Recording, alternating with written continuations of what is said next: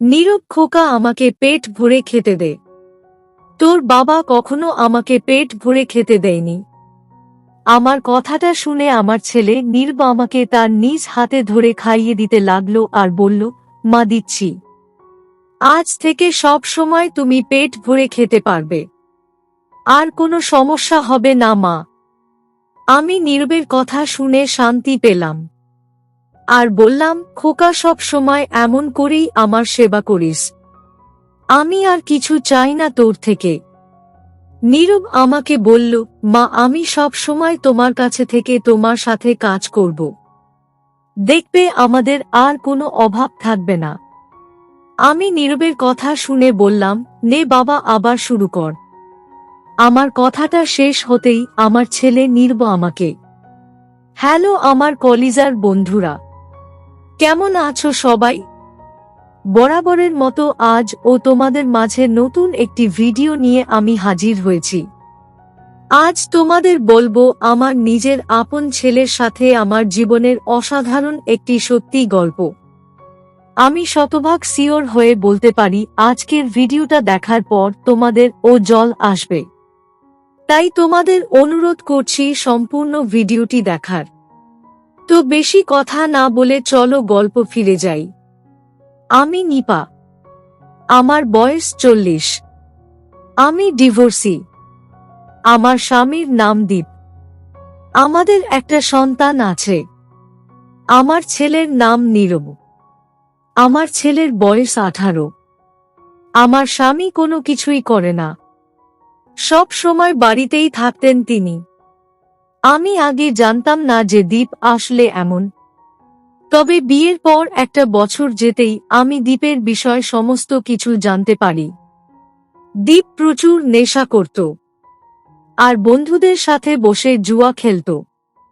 এতে করে দীপ সর্বশান্ত হয়ে যায় আর আমাদের সংসারে অভাব দেখা দেয়। আমি আমার ছেলে নীরবের মুখে দুমুঠো ভাত তুলে দেওয়ার জন্য লোকের বাড়িতে গিয়ে কাজ করতে শুরু করি। আমার ছেলে নীরবের ভবিষ্যতে নিয়ে ভাবা তো অনেক দূরের বিষয়। দুবেলা দুমুঠো ভাতের জোগাড় করাটা আমার কাছে অসম্ভব মনে হচ্ছিল। আমি লোকের বাড়িতে কাজ করে যেই টাকা পেতাম, আমার স্বামী দীপ আমার থেকে সেই টাকা কয়টা কেড়ে নিয়ে যেত। আমি অনেক ধৈর্য ধরেছি, তবে তাতে কোনো লাভ হলো না। আমি বেশ ভালোই বুঝতে পারছি যে আমার এই সংসার ত্যাগ করতে হবে, তা না হলে আমি নিজেকে আর নিজের সন্তানকে বাঁচাতে পারবো না। আমি অতঃপর নিজের জীবনের কঠিন সিদ্ধান্ত নিলাম। আমি আমার স্বামীকে ডিভোর্স দিয়ে দিলাম। আমি আমার স্বামীকে ডিভোর্স দিয়ে আমার ছেলে নীরবকে নিয়ে চলে আসলাম অনেক দূরে। আমার ছেলেকে আমি আমার নিজের মতো করে মানুষ করতে লাগলাম। আমি আমার ছেলেকে স্কুলে ভর্তি করে দিয়ে লোকের বাড়িতে বাড়িতে কাজ করে কোনো মতে দুবেলা আহারের জোগাড় করতে থাকি। আমার এই অল্প আয়ের হয়তো আমাদের মা ছেলের ভালো হয় না, তবে যতটুকু হয় তাতে আমি সন্তুষ্ট। দিন শেষে তো আর এই চিন্তা মাথায় আসে না যে আমার স্বামী দীপ এসে আমার থেকে টাকা নিয়ে যাবে। আমি সেই দুশ্চিন্তা থেকে বেঁচে গেছি। আমি এখন শান্তিতে ঘুমাতে পারি। আমি ছেলে একটু একটু করে বড় হয়ে যাওয়ার পর আমার কোনো চিন্তা থাকবে না। আমি আমার ছেলেকে আমার মতো করে মানুষ করতে থাকলাম। তবে অভাবের কারণে আমার ছেলে বেশি দূর পড়াশোনা করতে পারেনি। সে আমাদের এখানকার ছেলেদের সাথে আড্ডা দেয়। আমি একা সারাদিন বাহিরে কাজ করে বাড়ি ফিরি। আমি নিজেও জানি না আমার ছেলে আমার দুঃখ কষ্ট এত কাছ থেকে দেখার পরেও কেন সে এমনটা করে। তবে কি আমার ছেলে আমার মতো হবে না? সে কি আমার কষ্ট বুঝবে না? আমি আপন মনে কথাগুলো ভাবলাম। অতঃপর লোকের বাড়িতে কাজ করতে চলে গেলাম। রাতের দিকে আমি বাড়িতে ফিরে এসে সবার আগে স্নান করে নিলাম। আমি স্নান করে নিজের ঘরের কাজ গোছাতে লাগলাম। আমার ছেলে কিছু সময় পর বাড়িতে ফিরে আমাকে জিজ্ঞেস করল, মা তুমি কখন এসেছ? আমি বললাম, এই তো একটু আগে। নীরব বলল, ওহো, আচ্ছা, কিছু খাবার থাকলে খেতে দাও, আমি ফ্রেশ হয়ে আসছি। আমি আর নীরবকে কিছু বললাম না। নীরব সব সময় এমন করেই খাবার চায়, তাই এসব শুনে শুনে আমার অভ্যাস হয়ে গেছে। আমি রান্না বসিয়ে দিয়ে ঘর গুছিয়ে নিলাম। আমি ঘর গুছিয়ে নীরবকে খাবার টেবিলে না দেখে চলে গেলাম শাওয়ার রুমে। আমি শাওয়ার রুমের সামনে আসতেই যেটা দেখতে পেলাম, সেটা দেখার জন্য আমি মোটেও প্রস্তুত ছিলাম না। আমি দেখতে পেলাম নীরব আমার ছেড়ে যাওয়া জামা কাপড়গুলো হাতে নিয়ে দাঁড়িয়ে আছে। আমি নীরবকে এমন করে দাঁড়িয়ে থাকতে দেখে কৌতূহলী কণ্ঠে নীরবকে জিজ্ঞেস করলাম, নীরব, কি করছিস তুই? খাবার খেতে আসছিস না যে? নীরব আমার কণ্ঠস্বর কানে পেতেই হকচকিয়ে উঠল। নীরব খানিক কেঁপে উঠে আমার দিকে তাকিয়ে বলল, এই তো মা, তোমার জামা কাপড়গুলো কেচে দিচ্ছি। নীরবের মুখ থেকে এই কথাটা শোনার পর আমি ভীষণ রকম অবাক হয়ে গেলাম। কারণ নীরব কখনো আমার জামা কাপড় কাচা তো দূর, সে নিজের জামা কাপড় ও কেচে দেখেনি কখনো। আমি অবাক হয়ে নীরবকে বললাম, নীরব, তুই ঠিক আছিস তো? কি সব বলছিস? নীরব বলল, আমি একদম ঠিক আছি মা। আজ থেকে আমি তোমার ভালো ছেলে হয়ে যাব। আর হ্যাঁ, আগামীকাল থেকে তোমার আর কোথাও কাজে যেতে হবে না, আমি সব দিক সামলাবে। আমি নীরবের কথাগুলো শুনে খুশি হব নাকি চিন্তা করব, কিছুই ঠিক বুঝতে পারলাম না। আমি নীরবের হাত থেকে কাপ রেখে দিয়ে নীরবকে বললাম, নীরব বাবা, তুই আমার সাথে একটু বসে কথা বল। আমি তোর কথার আগা মাথা কিছুই বুঝতে পারছি না। নীরব আমাকে বলল, আচ্ছা ঠিক আছে, তুমি খাবার খেতে চলো, তোমাকে সব বলছি। আমি নীরবের কথা মতো চলে আসি খাবার টেবিলে। নীরব ও আমার সাথেই এসেছে। নীরব আমার পাশে বসে আমাকে বলল, মা, আমি অনেক সময় এদিক ওদিকে দিয়েছি, কোনো লাভ হয়নি।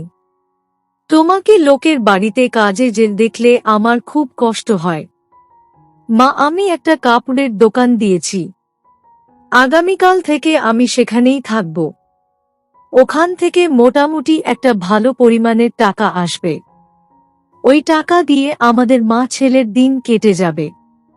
আমি নীরবকে বললাম, খোকা, তুই নিজের ব্যবসা শুরু করার জন্য পুঁজি কোথা থেকে পেয়েছিস? নীরব আমার প্রশ্নের জবাবে বলল, মা, পুঁজি আমার এক বন্ধুর বাবার থেকে ধার হিসেবে নিয়েছি। আমি একটু একটু করে ব্যবসার লাভের টাকা দিয়ে ওনার ঋণ পরিশোধ করে দিব। আমি আমার ছেলের বলা প্রতিটা কথা শোনার পর কি বলবো তাকে, সেই ভাষা যেন হারিয়ে ফেলেছি। আমি কখনো চিন্তাও করতে পারিনি আমার নীরব এমন আরে আমার দায়িত্ব নিবে। আমি ভীষণ খুশি হয়ে নীরবকে বললাম, নীরব, আমি জানি বিধাতা তোকে সফলতা দিবে, কিন্তু খোকা, এখন যদি আমি বাড়িতে বসে থাকি তবে আমার ভালো লাগবে না। আমি আরো কয়েকটা মাস লোকের বাড়িতে কাজ করে কিছু টাকা জোগাড় করি, এতে করে তোর সাহায্য হবে ঋণ পরিশোধ করতে। আমার কথাটা শেষ হতেই নীরব আমাকে যা বলল তা শোনার পর আমি পুরো অবাক হয়ে গেলাম। আমি নিজের কানকে বিশ্বাস করতে পারছি না। নীরব আমাকে বলল, মা, তোমার কোথাও যেতে হবে না, তোমার ছেলে তোমাকে আর কোথায় মাথা নিচু করতে দিবে না, আমি আছি, আমি সব সামলে নিব। আমি নীরবের কথায় অনেক খুশি হলাম। প্রতিটা বাবা মা তো তাদের সন্তানের সফলতাকে দেখতে চায়, আমিও ঠিক তাই চাই। রাতের দিকে আমি আর নীরব খাবার খাওয়া শেষ করে ঘুমাতে চলে গেলাম। আমি আজ অনেক খুশি এই কারণে আমার ঘুমও আসছে না চোখের পাতায়। যদিও আমি ঘুমাতে চেষ্টা করছি, তবে তবুও আমার চোখে ঘুম আসছে না। আমি বিছানা থেকে উঠে পড়ি। আমি বিছানা থেকে উঠে পড়তেই আমার কানে ভেসে আসলো নীরবের কণ্ঠস্বর। আমি একটু অবাক হয়ে গেলাম, কারণ নীরব হঠাৎ কার সাথে বিটবিট করে কথা বলছে। আমি বিষয়টা বোঝার জন্য নিজের ঘর থেকে উঠে চলে গেলাম নীরবের ঘরের সামনে। আমি নীরবের ঘরের সামনে এসে দাঁড়াতেই দেখতে পেলাম নীরবের ঘরের দরজাটা আলগা করে লাগানো আছে। আমি আলতো করে ধাক্কা দিতেই দরজাটা খুলে গেল। দরজা খুলে যেতেই আমি যা দেখলাম তা দেখার জন্য আমি মোটেও প্রস্তুত ছিলাম না। আমি দেখতে পেলাম নীরব হাতের কাজ করছে আর বিটবিট করছে। আমি এমন দৃশ্য দেখার পর ঠাঁই থমকে গেলাম। আমি কোথায় ভেবেছি আমার ছেলে হয়তো ঘুমাচ্ছে, কিন্তু না, আমার ছেলে এখন কাজ করছে। আমি আমার ছেলেকে হাতের কাজ করতে দেখে নিজের জল আটকাতে পারলাম না। আমার সেই পুরনো দিনের অতীত মনে পড়ে গেল। আমি ভাবতে লাগলাম, এখন কি আমি নীরবের সাথে গিয়ে তার কাজে তাকে সাহায্য করব, নাকি তাকে খানিক বকে দিয়ে ঘুমাতে বলবো? এমন করে কাজ করলে তো আমার নীরব অসুস্থ হয়ে পড়বে।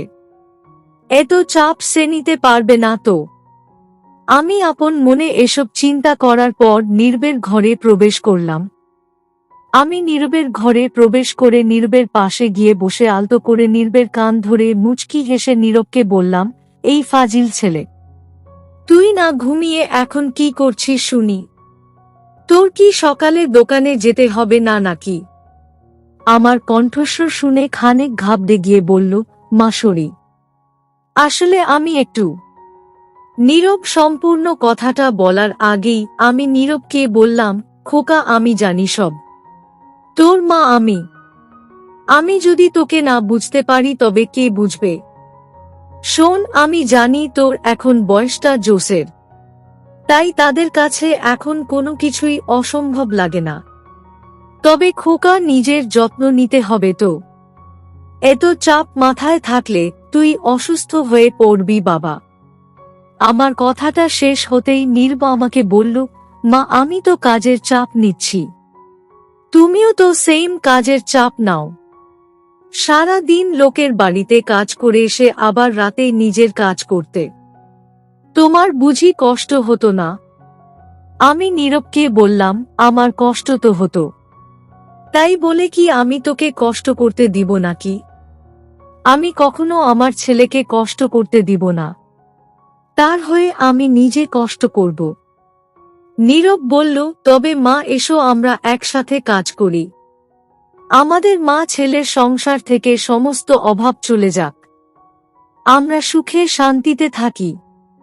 আমার ছেলে নীরবের কথা শোনার পর যদিও আমার মন চাইছে যে তার কথায় সম্মতি দিতে, তবে কেন যেন আমার ভয় ও করছে।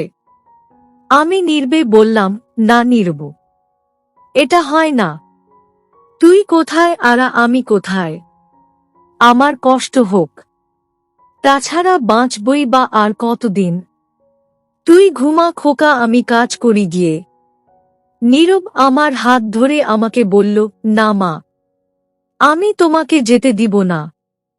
তুমি কি চাও না আমরা মা ছেলে খুশি থাকি, সুখে থাকি সব সময়? এটা তুমি চাও না মা?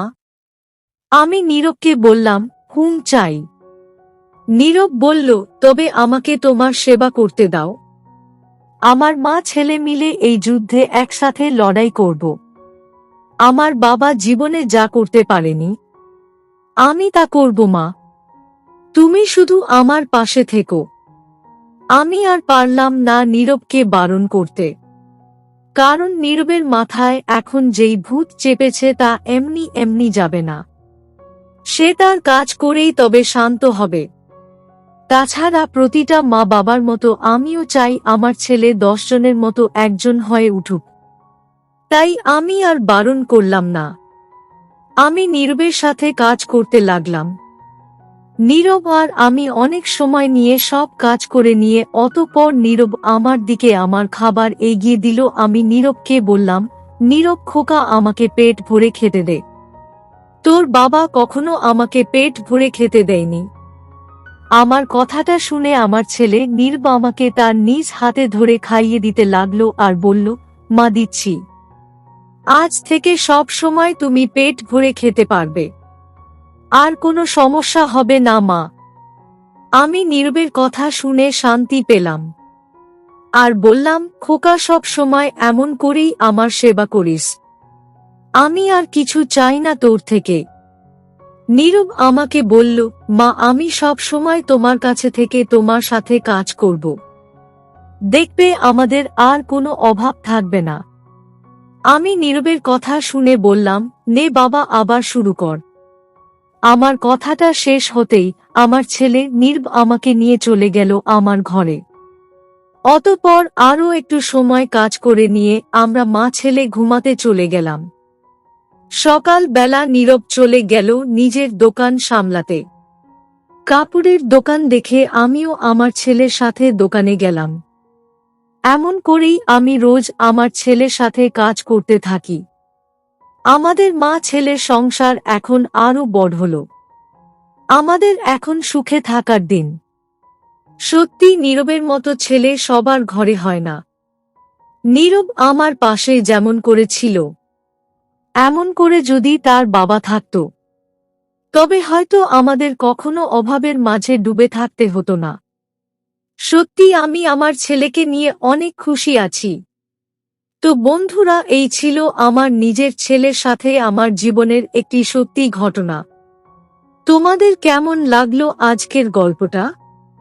অবশ্যই কমেন্টে জানাবেন। প্রিয় বন্ধুরা, আজকের ভিডিওটি এখানেই শেষ করলাম। যদি আমাদের ভিডিওটি আপনাদের ভালো লেগে থাকে তবে একটা লাইক করবেন এবং চ্যানেলটি সাবস্ক্রাইব করবেন। আজকের জন্য আপনাদের কাছে বিদায় নিচ্ছি। দেখা হবে আগামীকাল নতুন একটি ভিডিও নিয়ে। সে পর্যন্ত সবাই ভালো থাকবেন। ধন্যবাদ।